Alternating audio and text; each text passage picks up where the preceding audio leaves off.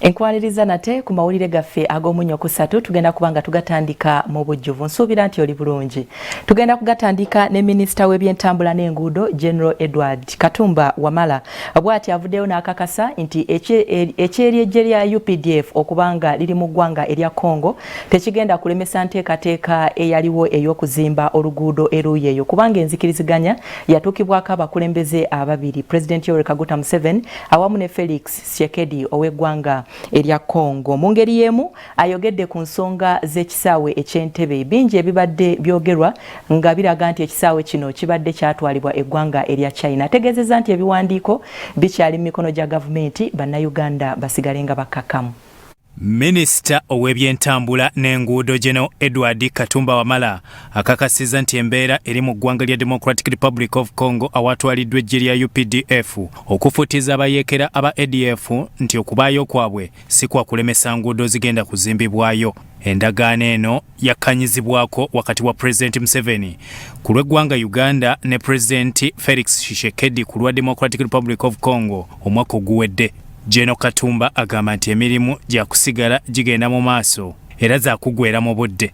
Oluguudo lwa Congo lugenda kukolebwa. Ekyo kyasalibwawo tekidda mabega. Era enkya ngenda terina kyajja kutaataaganya ajja kwongera bwongezi kutuwa security.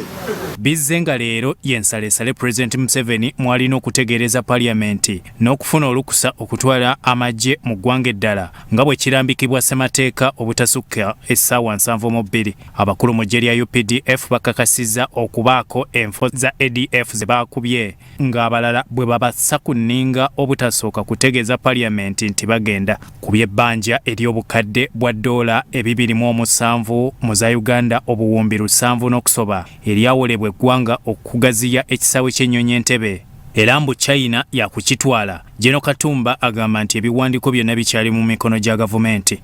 Entebbe airport gye mugamba Entebbe ekisaawe bakitwala tesimanya ani yakitwala ffe ekisaawe tukiraba weekiri mu contract eyakolebwa tewali walaga nti ekyapa ky'Entebbe airport kyateekebwayo ng'omusingo. Kati bwe kiba tekyateekebwayo ng'omusingo akati ate balijja batya okutwala ekintu ekitaasingibwayo.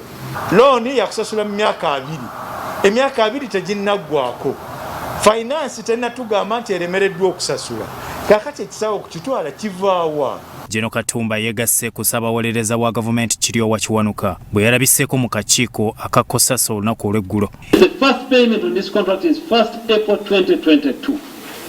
So for anyone to say that the airport is being taken because of default is absolutely wrong. Ebisale by'entambula ebyeyongedde Minisita Katumba yeesamudde okubanga kyavudde mu bbo abakikola beekwasa okulinnya kw'amafuta era liita eri waggulu wa shillings 10,000.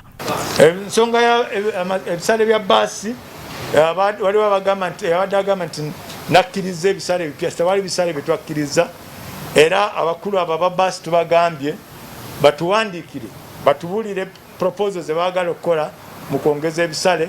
Ku lunaku olwa bbalaza Commissioner wa Transport ne Road Safety ajja kusinkana abakulu abo aba baasi twogere ku nsonga eyo.